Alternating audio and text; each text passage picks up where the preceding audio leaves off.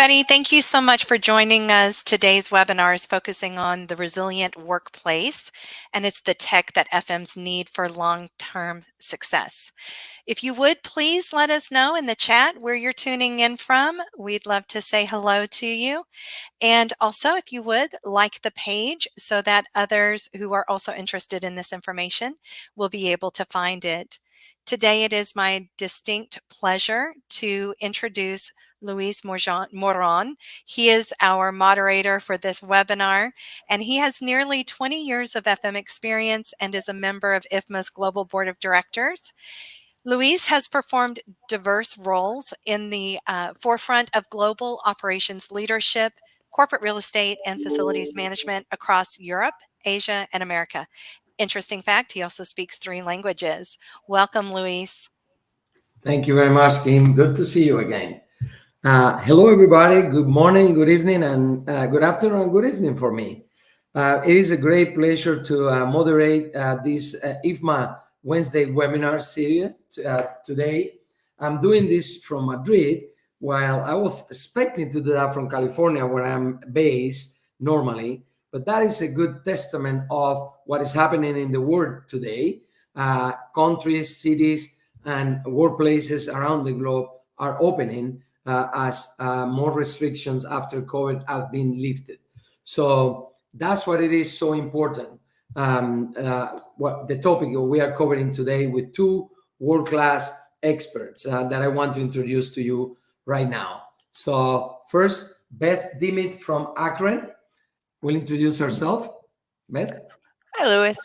Thank you. So my name is Beth Dimmitt. I work with a crew, and I've been here for about 8 years working in diversified roles and things with facilities. So anything from project management to facility management to room and resource scheduling. So as a product manager, as support, so working with our different clients, understanding the different threats and critical issues you deal with on just a day-to-day basis on how you do your jobs. And I'm joining you from my home in Austin, Texas today. I was supposed to be in a hotel in Nashville, but the flight got canceled.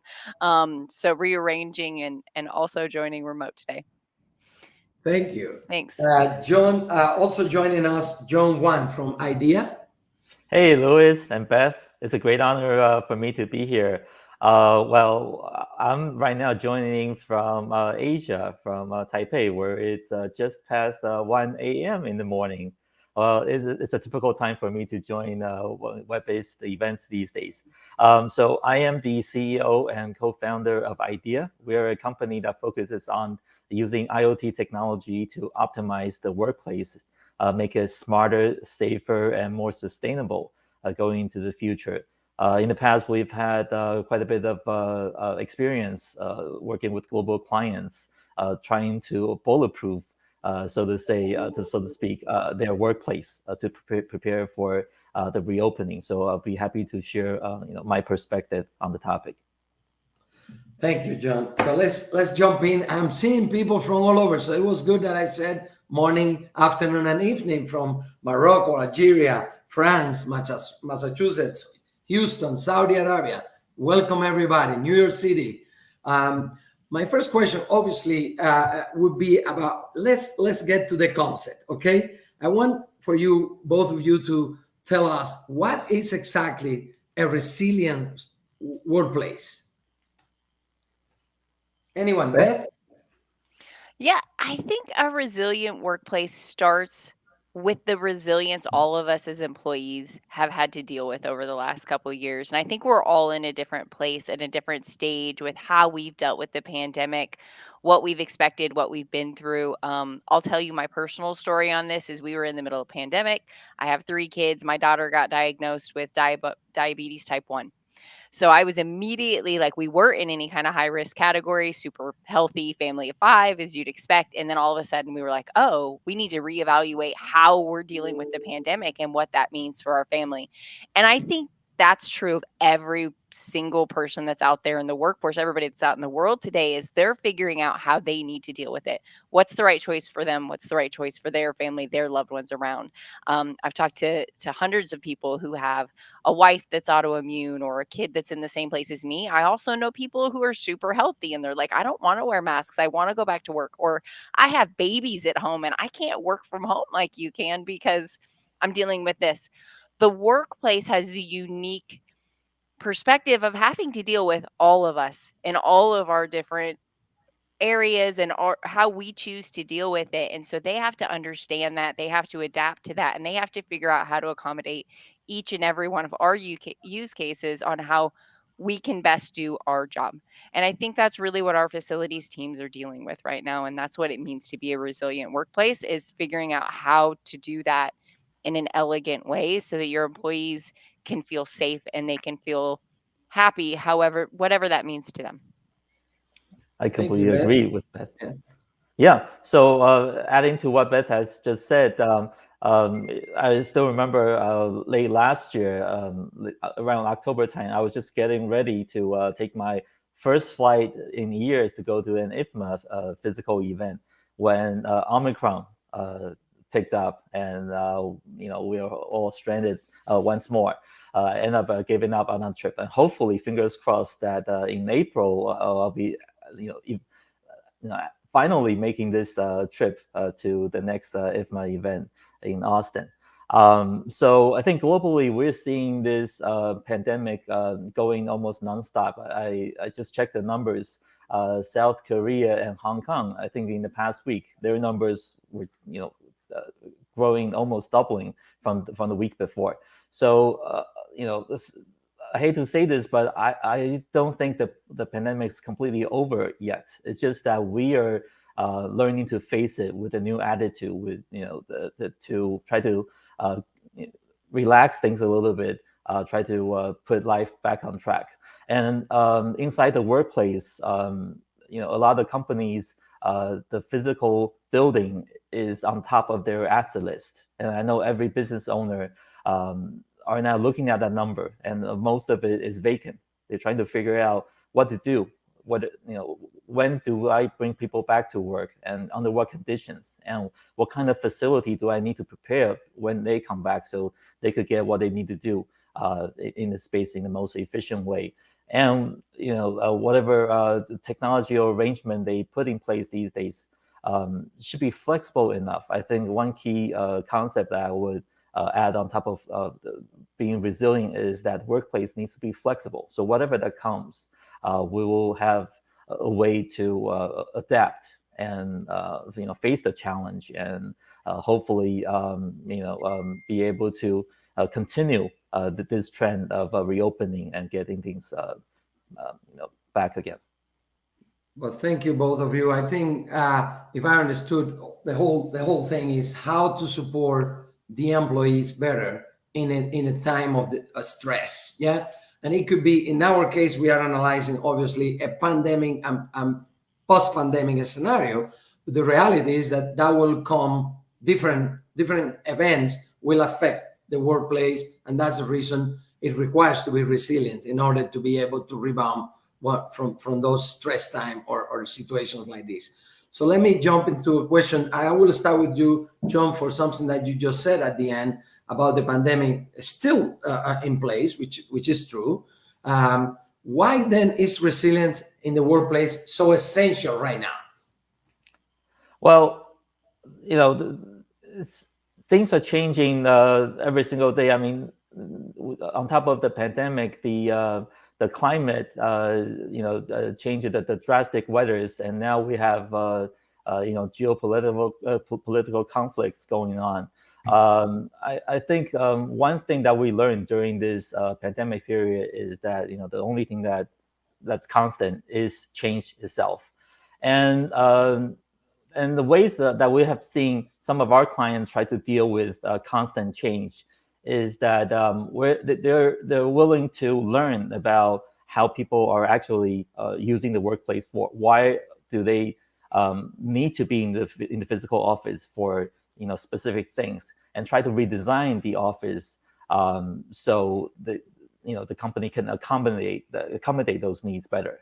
So on screen, there's one interesting stat that we've found from the industry, is that there's a rise in the interest in activity-based workplaces, and these are workspaces specifically designed to facilitate specific types of interaction, a type of work in a workplace. For example, areas of the office might be allocated for focused individual work for employees who find it inadequate to work at home. I think a lot of people find it after working from home for so many months that it might be difficult to focus completely while working from home. So they might want to have a professional environment where they can better focus. A lot more people that we interview say that the number one reason that would that make them go back to the office will be for to be there for meetings, for teamwork. Obviously, this is something that has degraded a lot over Zoom calls, and people are eager to get back. So we do want to be physically present in the office, when it's needed. And when you are there for meetings, there are small formats, more casual meetings that it can be accommodate in a small huddle space, for example.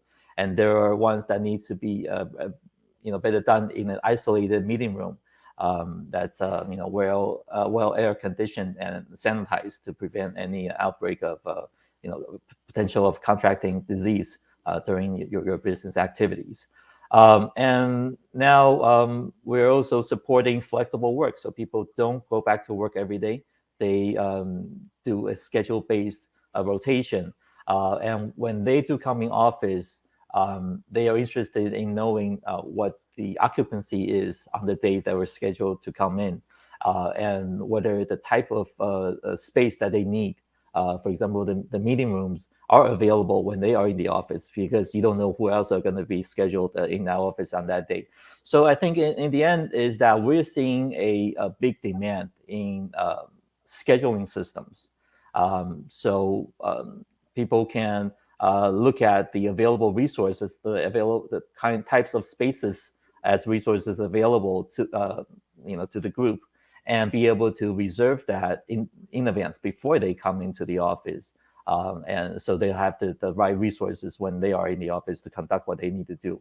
And this demand of the type of work they want to do in the office actually changes based on the context. That's why being the workspace being resilient is important here. When there is not an outbreak, people tend to want to go back more. But when something rises again, they want to pull back and maybe change the way they use the office. So I think the key here is an enterprise or the facilities manager needs to have tools so they can have transparency into what is being in demand in the workplace. What do people want but couldn't get enough of? What kind of spaces? And if the office is vacant, what's the reason that's holding them back? Are they concerned about the sanitation of the space, or are they just not finding the right space for them to conduct work?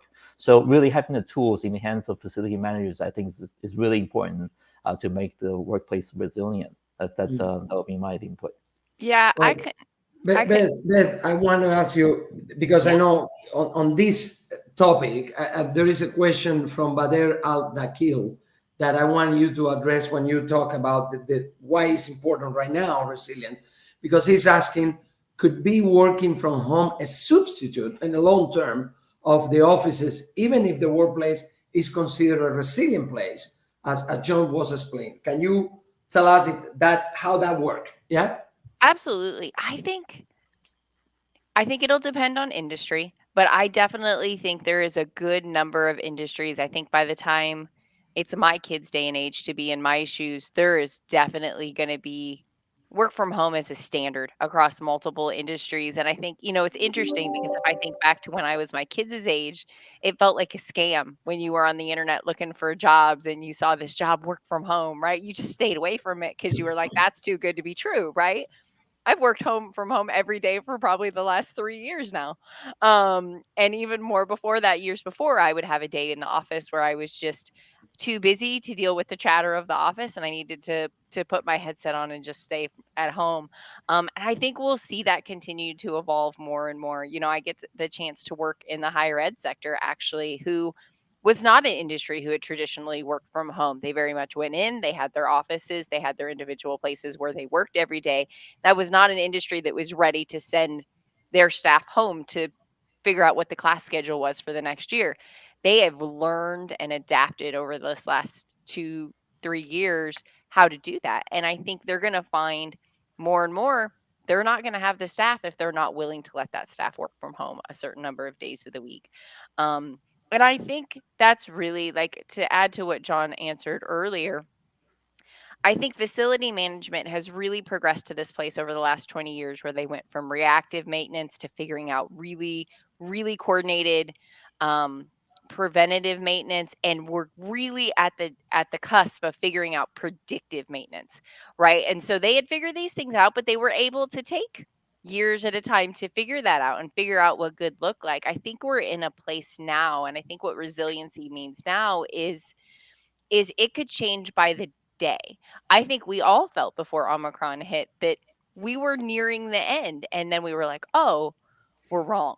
I think you see it from the leaders of our countries down to every employee is we are all having to reevaluate our position and how we feel safe every single day. And I think the facilities teams really feel the brunt of this.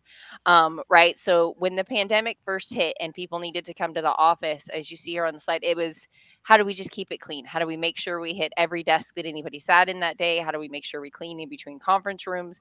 How do we take away room signs and kiosks so people can use their phone to book and they don't feel like they have to share surfaces?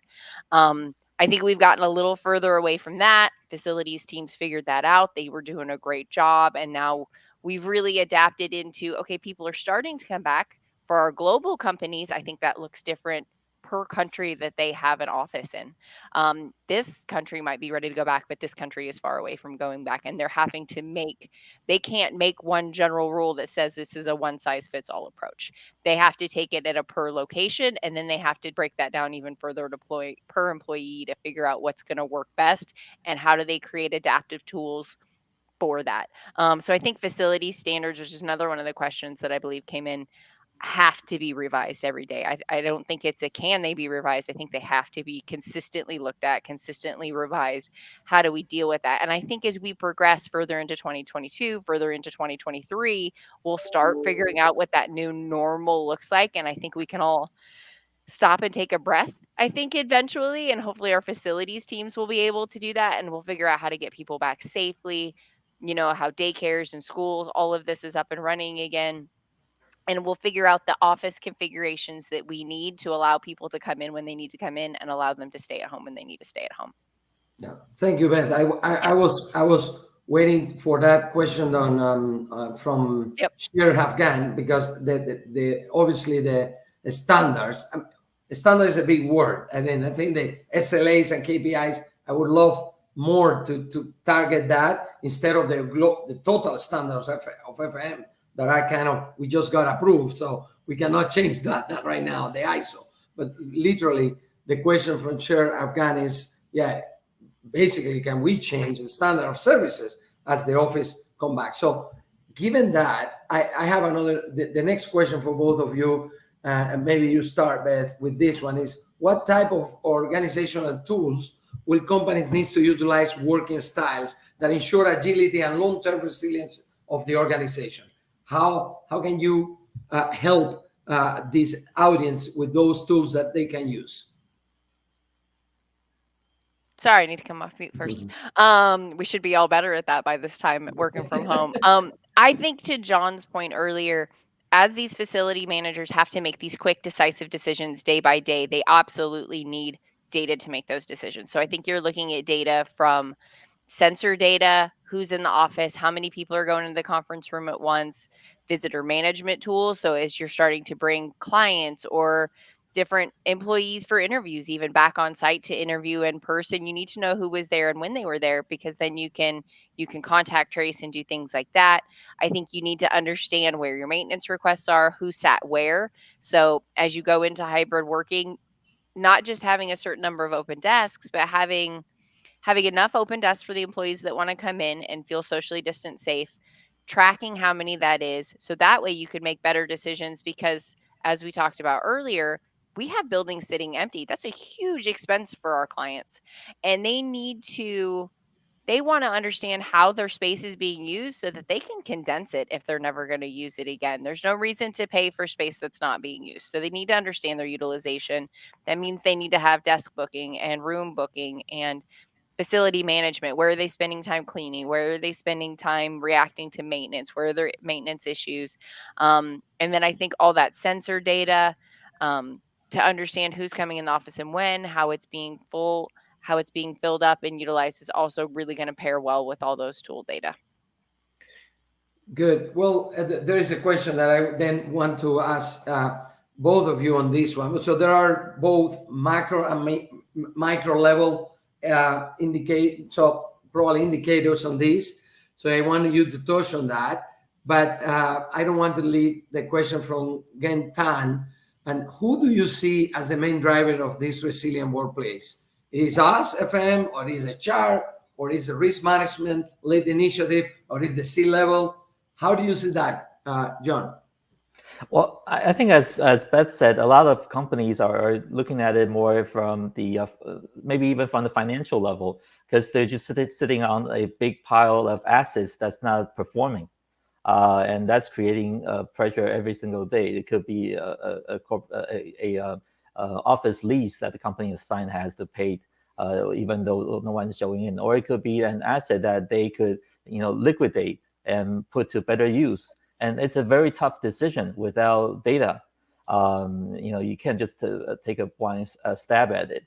And also I think risk management definitely is also driving this as well, because when the next big wave of a big shockwave comes, you better have a plan in place.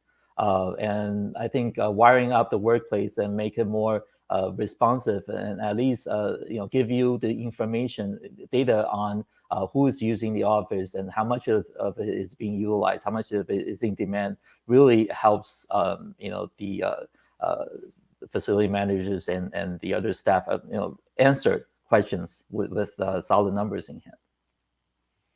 Yeah, okay. And I think if I was going to answer that question, I agree with John. I think it has to be a collaboration. I don't think there's any one team that can handle this end to end.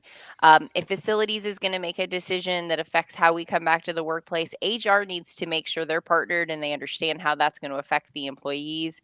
One of the first things Accruent did when we haven't fully gone back to the workplace, but we've been surveyed periodically. How would you feel about going back?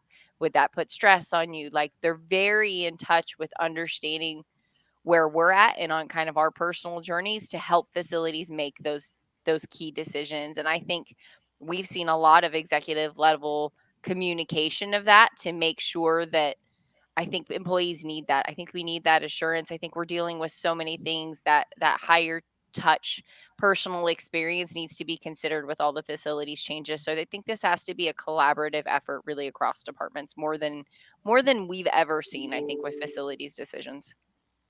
Definitely. And technology, both of you are from technology companies, it's a big component of that. You cannot work in isolation and then bring the support that those teams need, starting from risk management, HR, finance, without the technology that support that variability in the usage of the workplace. So thank you. I have another question that I want to answer from Kelly Whitfield. Before that, I want to say that I love that somebody from Honolulu joined us. It's a great place to be, early morning there. Nigeria, Peru, Dallas, Abu Dhabi. I am in Madrid. So anyone from Madrid, please shout out here. Yeah. So anyway, Kelly asked us, how are facility managers facing resilience, the differentiation in technology? Now, speaking about technology, available for at-home offices, to make sure that everyone is secure and has what they need to succeed at workplace. And I suppose she's also asking for technology that you work on, your computer, your communication, but also the technology that makes the company understand what you're doing, and the system that you use. So how do you see that? Both of you work for technology companies, including facility managers, obviously. Yeah. Maybe I'll take that one first. So we look at a variety of IoT devices that we deploy in the workplace.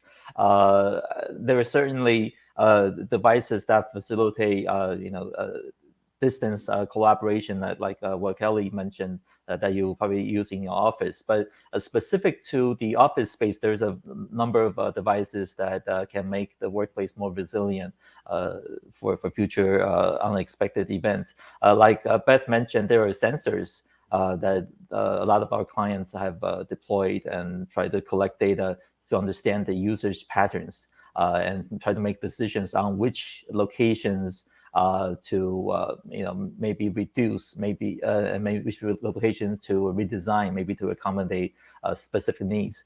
And also, we were also advocating for looking at the room and desk scheduling systems more than just a way to assign who gets to use the space at a certain time, but also use that reservation data as part of your occupancy input. So in that way, you don't need to have a dedicated sensor that just only collects occupancy. You could use the reservation systems both as a scheduling tool and as your input, your insight into how the workplace is used. And Louis touched on this slightly earlier. When we look at the workplace, we do look at it from two levels.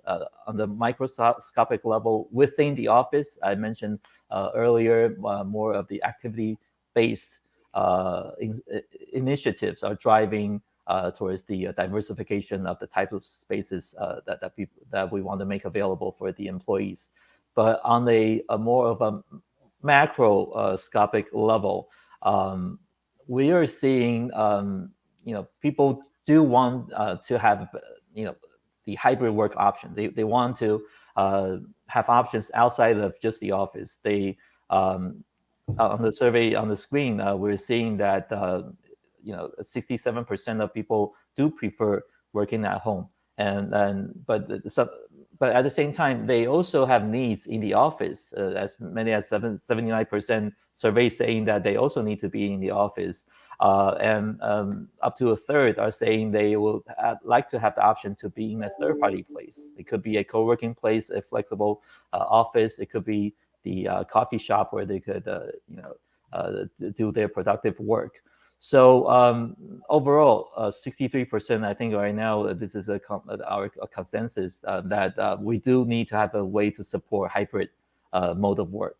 And this, again, involves tools at the office, in even third-party space we're seeing that will give insight into how the utilization is of that space. For example, we have large clients that have signed lease with co-working spaces. They want to know how are those leases being utilized. They might have a lease for a fixed amount of space, one floor, for example, for a number of months. But how is the utilization there? Which departments are using there, and what do they use the space for? So the ability for third-party spaces to provide that data back to the office, to the maybe the HR team, becomes critical. So information is key there. I also want to share with the audience some of the interesting stats.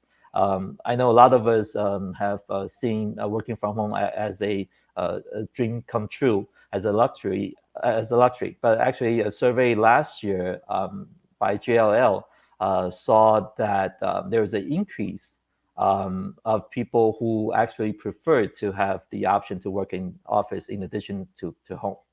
So they find the home sometimes is not the most optimal place to work. John, let me ask you a question. Yeah. At that moment, because you touched exactly what Anish was asking, Anish Thomas, will increase that work from home that you just said, maybe not, decline the need of real commercial office spaces, and Great. hence affect our job as facility managers? That's a great question. So I think It this is. survey precisely answers that. So I think after a year or two of working entirely from home, people are not saying that they don't want to work at home, but they want to have the option to work in a more professional environment. So the office still has its role to play. And the second number, 37%, is also interesting. That's the number of the percentage of workforce that feels productive working at home. And that number actually declined from the year before. So people don't feel as productive at working from home as the beginning of the pandemic. So I think there's clearly a need for the enterprise to have a number of options available to the employee, depending on the type of work he or she wants to conduct. There better be the right facility to enable that kind of work. Well, on the other hand, you've seen let's say in the last month of before Omicron, in New York and in Silicon Valley, where I am based, big acquisition of a space of big corporations that want to bring people back for some reason, and also huge projects completion of new offices, headquarters. So somehow the space will be there, and the need of the FMs in those spaces are going to be necessary. But the reality is that the space, like Beth mentioned, will be used totally different. Okay, it will be more a collaborative place, or it would be a kind of shop where people go. Yeah, the big companies are smart. They're buying it while it's cheap. But in the long term, I think we all agree that the office still has a role to play. Yeah, great. Well, that's a good news. Yeah, Yes, I Beth. agree. I think COVID just pushed us through where we were gonna get to on our own probably in 10, 15 years from now. We were Right. all like, "Yes, we wanna work from home. We wanna work from home." And then we got forced into it and we're like, I miss leaving my house a little bit more than I ever thought I was going to. I think learning how to turn work off at the end of the day, the time frame, being in the office where you don't have distractions like your laundry pile sitting everywhere. I think that's huge for people.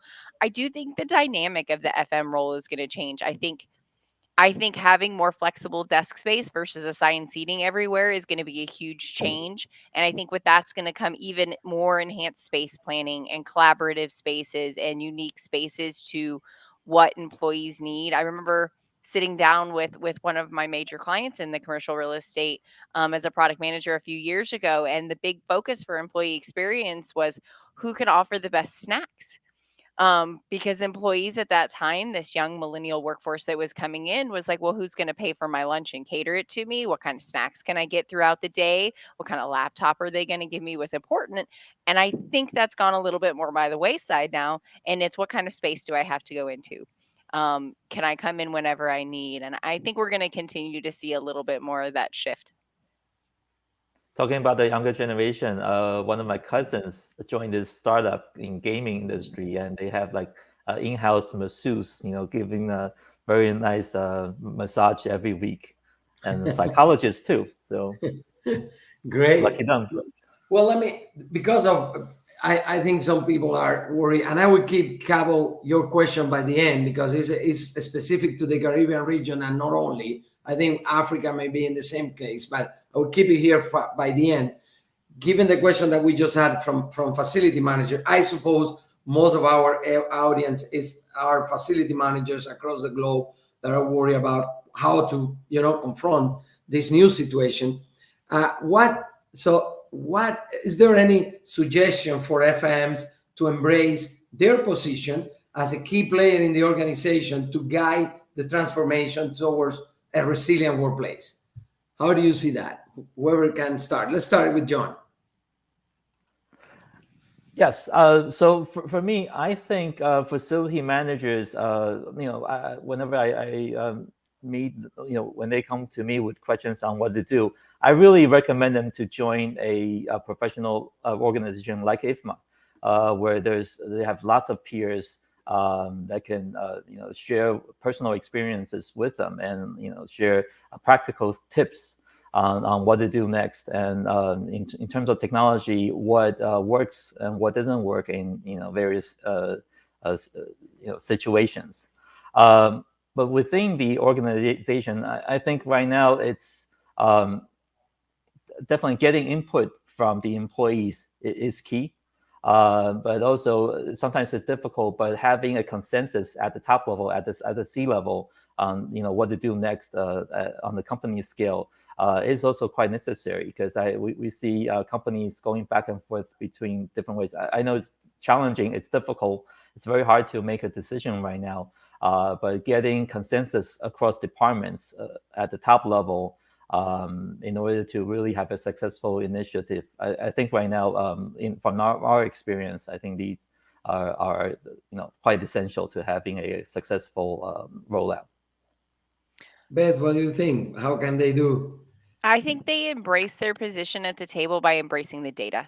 You need to understand what your costs are, where are you spending your time, what are the problems that you're not getting to because you don't have the time. Highlighting that really to your CFOs a lot of time is where we've really seen facilities people take their seat at the table, and if they can present, hey, we have problems here. Here's where we're spending our time. Here's where we're spending our maintenance costs. This is where all of that is rolling into. I think they help embrace that position.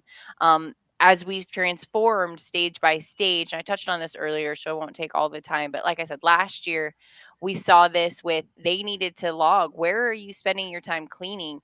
You probably had to bring extra staff on to accommodate the extra amount of cleaning requests and things like that were happening.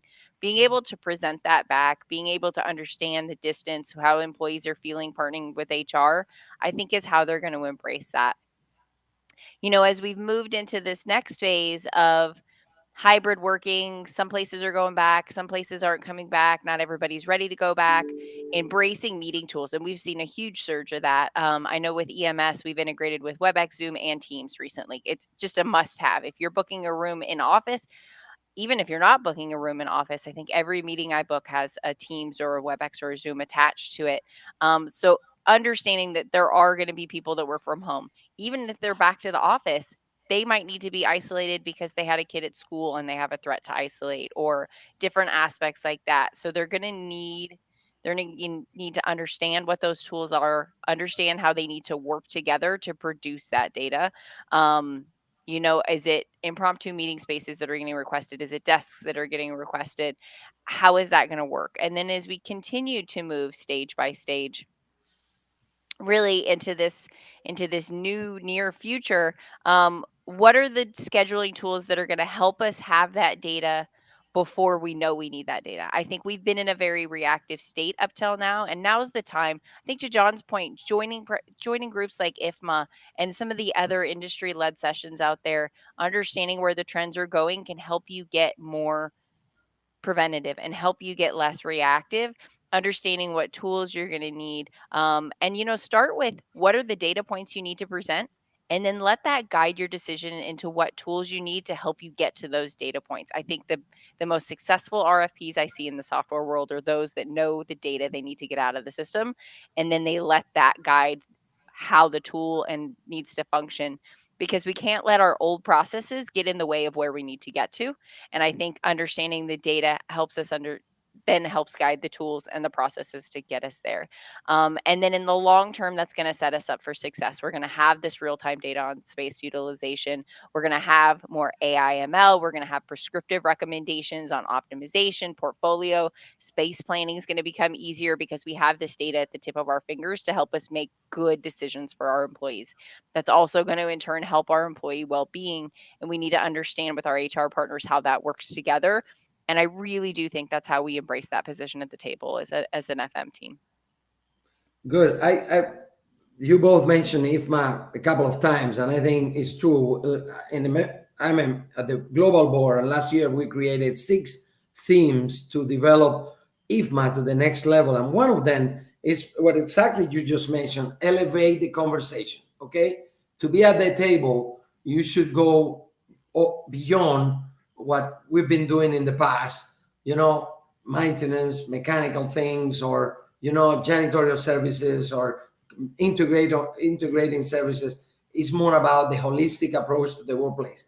to that point, and because data doesn't come from the air, I think Cabell's question is very important, especially for developing countries where they have been left out in the process because they haven't been able to catch up that wave of changes that happen. So he's asking, how can we, basically, FMs, convince the company heads and the C-level to invest in those technologies, from sensor to BI to use the data in favor of the goals of the company. And he mentioned especially the Caribbean, but I think it can be applicable to many developing areas of the world. So who can take that one? Maybe I'll start. I think, although we spoke about so many different types of technologies, you could definitely start small. I mean, just as if you just as simple as keep knowing how many people are in the office on a given day.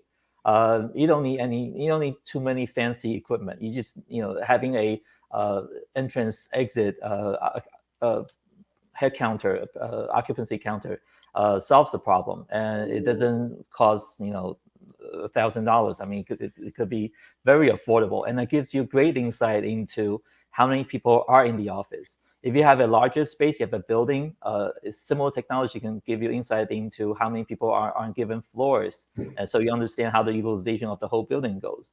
And you can even fence off certain sections of the office to know if people are going to the back of the office or in the front. So all those things can be done quite easily and affordably. If you want to know, have insights into how specific meeting rooms are being used, EMS has a great scheduling software, and we provide the room scheduling panels that go with the software. So number one, you through the data, you understand how often the meeting room is being utilized, and having a device outside of the meeting room, we give people immediate access to block off the meeting room for the next 15 minutes for a short meeting. So other people would know from their cell phone, from their calendars to go look for other spaces. All those technologies don't really cost a whole lot, and I think this is the base where you could start. And as you get more familiar with how data helps your organization get the KPIs you need, then you can scale up. You can have desk sensors under every desk and know how exactly each seat is being occupied, how the huddle space is being used. And so I would say it's easy to start small. You don't need to go full scale day one. Okay. Yeah, I agree. I think you start small, you experiment, you adapt quickly, right? All going into that resilient workplace and where we need to be. I think you understand the decisions. I think facility understands the decisions they need to make and what they're faced with. What data would help you make those decisions, and then make that business case to your teams, right? If we start small and we experiment here with, does this give us the data to make this decision? That's the way to adapt and move quickly. You don't need to do your entire, I've seen our customers really successful with this. They'll start one building at a time, a couple rooms in a building at a time. They don't do their entire global portfolio with occupancy sensors out of the gate when they buy EMS. They might not even roll out EMS room scheduling to every building they have right away. They experiment and they say, okay, let's spend a little bit of money here. And that's how corporations have been doing this the smart way for years. They start with just a little experiment, let it fail fast or let it succeed, and let it show you what data it comes out with. And then you're like, oh, success. Let's do this again. Now you have a rinse and repeat process. If it fails, you didn't experiment and lose very much money to start with, because you just started really, really small, as small a bite as you could kind of chew at that time. And what are the aggregation? So I have a couple of questions, but I think we are 15 minutes to go, and I know some people have some issues with LinkedIn, so hopefully you are now following us on YouTube. So, Beth, when you mention sensors and occupancy data and things like that, that should be always a BI, a business intelligence platform that aggregates that and present that. What is there that can be used even without sensors? Because I have done a lot of occupancy planning without sensors. I mean, sensors also only kind of, basically 7 years ago, when we could use normal price sensors in the workplace because otherwise they were too expensive. Now they are really cheap and you can put sensor everywhere if you want. Yeah. The reality is the BI platform. What can you tell us about that? Yeah, I mean, I think before occupancy sensors, EMS has customized fields where you can just put how many people are going to be in the room for that meeting, right? You're entrusting your employees to give you good data integrity. So it's a little bit less good than an occupancy center data, right? But it gives you a place to start and it gives you that tracking method to get there, right? Walk around the office, take a look to see who's all sitting there, right? There are very manual ways to get a sense of how many people are coming in. You could have paper sign up sheets for as you start your hybrid back to workplace and just have people log in and just have people write their name down that they were in the office that day. Do that for 3 or 4 weeks. That doesn't cost you anything but a clipboard and some paper and a couple pencils. But then not only does everybody get a friendly greeting from the facility manager as they walk in for the day, which is important, right? We all want that. But then you can log, okay, I've got about 25 employees who come in consistently every single day to this building. Now you already have a percentage of your desks that are going to be filled anyway. And that tells you, okay, do I need desk tracking or are they doing fine as they are? Do I need as much space as they have? And I think there's a lot of ways we can start doing that and really getting scrappy without ever spending a dime on any additional software until we know we need it. Great.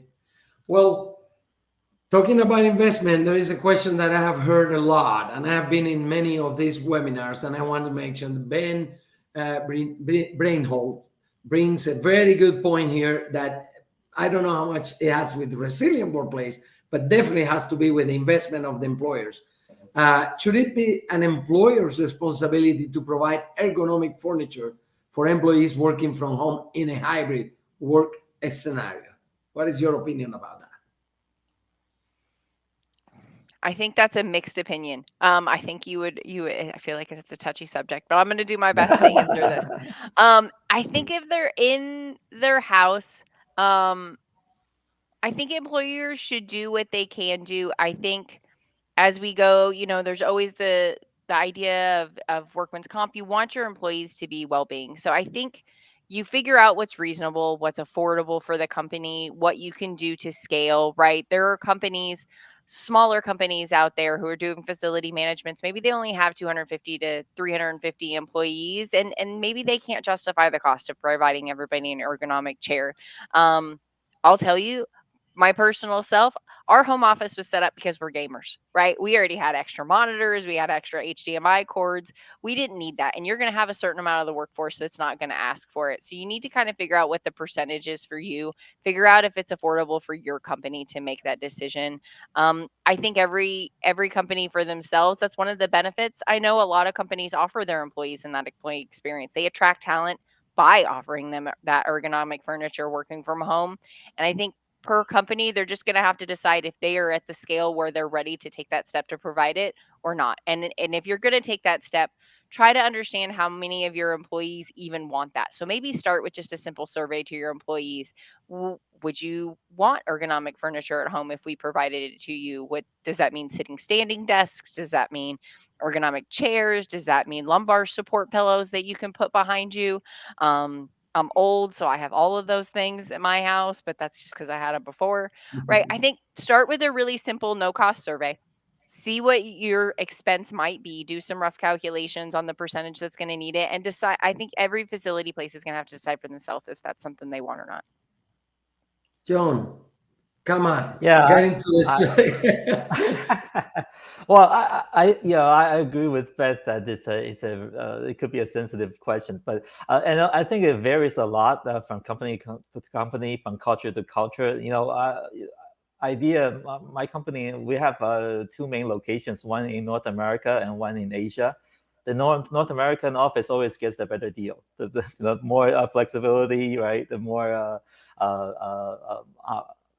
benefits and etc. But So I think it depends on some employees might prefer maybe a little extra bonus if I don't spend the money on that furniture instead. So yeah, it's a tricky one. It depends on the company a lot. It's a valid question, I think, and if this will, and we all think given the data that you presented before, John, if it came to stay, somehow the companies will need to, approach that the same way they give us, computers and things like that. And if you are fully remote, I have a couple of examples that if you are fully remote in those companies that we don't mention, you get your ergonomics, chairs and tables, because adjustable height tables and good chairs, because you won't have a place in the office. But if you are hybrid, that's the topic, because you will have something in the office and something at home, which is double costing for the company and things like that. But it is a great segue to the question from Reginald Mullin, because he's asking about all these cohorts of employees that were recruited during the pandemic or before, but never had the opportunity to be in the office. So, and now they are coming back like everyone, but they don't have the place to come back. So it's the first time they are coming. So can you talk about the resilient workplaces in plural for this cohort of people that at some point we need to come back to somewhere? Yeah. How the companies will deal with that? Great question, by the way, Reginald. Yeah, I think, sure. I think that there's going to be a mix. I've actually had, and I have a small team of product managers that I manage. I've had ones that have moved away from the office during this because they're like, oh, I can be productive from home. I could go back closer to living maybe where my parents are from or where I was from, right? I think a lot of us, myself included, middle of Nebraska girl, I'll just be fully aware, I wasn't going to get a job there. So we moved down to Austin actually for that. Now we're super happy here, so we're staying. But I think a lot of people saw that as an opportunity to get back in touch with their smaller town roots or their hometown, because now all of a sudden you don't have to move to the city where you needed your job in. So I think that there's going to be a set number of employees that are actually really happy with the way the world works and being able to be hundreds of miles away from their office. Maybe they fly in once a year, maybe they don't. But I think they're going to be okay with it. I think we shut down our Denver office. And I know it really upset a lot of our employees along the way because they realized they weren't going to have an office to go back to. And you are going to have that. And as you think about closing offices, you're going to have to realize you're going to put people at risk if you close a certain location where they had a place to come into before. So I think you really need to evaluate how you hired. What was your strategy for employees you hired during COVID? Did you promise them an office to go back to? Are they looking forward to that? Are they expecting that, or aren't they? And I think you really need to dig into your recruiting data and how it was posed to those employees to understand any risk you're going to incur if you do choose to. Maybe it's not closing an office. Maybe it's just downsizing an office to the right size. Might be a better strategy than closing, but it really depends on the company's strategy and how they hired, I think, to make that decision. Yeah, I think the slide I had on the more macroscopic view, where third-party spaces are involved, could be a solution, because we're seeing quite a bit of adoption on companies utilizing short-term leases, third-party spaces. There are also buildings where they've some of the older, larger tenants have moved out and leaving vacancies, and flexible workspace operators have moved in, and they do lease offices on the day-by-day basis, or even shorter term flexible terms. So I think definitely looking to third-party space options near your main office to move these extra employees into. And also there is a growing interest in talking about the hub and spoke model, where companies start renting again flexible spaces near the employees' homes, like Beth mentioned. Maybe even though you're far from the head office, you don't want to work entirely in your home. Now the company may have a subscription with third-party operator that allows you to go into a nearby facility and use that for a day or two when you really need that space. And I think on a more innovative side, in terms of business model, we're also seeing, I think lately there's a company that closed a sizable round of funding to start a new mode of operation where it's almost like an Uber model for offices. So this operator signs agreements with building owners, and they set up visitor management systems at the entrances of each office for those who are willing to let their neighbors come in if they need an extra meeting room for 2 hours. So using systems like that, you could these operators are allowing tenants of a building to discover which vacancies are available to them on an hour-by-hour basis for very flexible rental terms. And I think those will be good spaces when your extra staff do need to come in and your fixed facilities can't host them. They could have somewhere nearby and still have that collaboration with their colleagues. Well, that's I can tell you because we have that tool. So some my company. So I don't want to talk. There are a few in the market. You can Right. look at Upflex, Reginald. Upflex have a different solution that the same that John just mentioned, and it's very easy. But the reality is that I moved during the pandemic, so I kind of relate to this situation that Reginald is painting here, where I started working from home in my new company in Newmark, and I'm coming back to the office. I'm still coming back to different offices, so I have a good possibility because I have offices. Yesterday I worked from London in my office in London, and 2 days before I was in Silicon Valley in one of our offices there. But the reality is that you don't have people. We need to adapt at the thing that you don't have your own space in one office. It's more a community space, and that's what those providers can basically provide. You want a big meeting room for a town hall at WeWork or Regus or any of the other operators. You can take it for a day, yeah, and that could be a good solution. So we have 4 minutes to go. It's been a great. Thank you for the interaction. A lot of questions. Any other question from the audience? I know you can only type it, but we have the feeling that we had a lot of interaction seeing you on the pictures and your questions there. But is there any other things that you would like us to cover?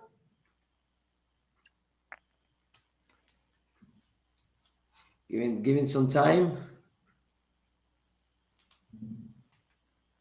Good. Well, as we finish, I want to thank you. I don't have really enough word to thank you, Beth and John, for your insights, great comments, amazingly interesting answer to the questions from variety of regions and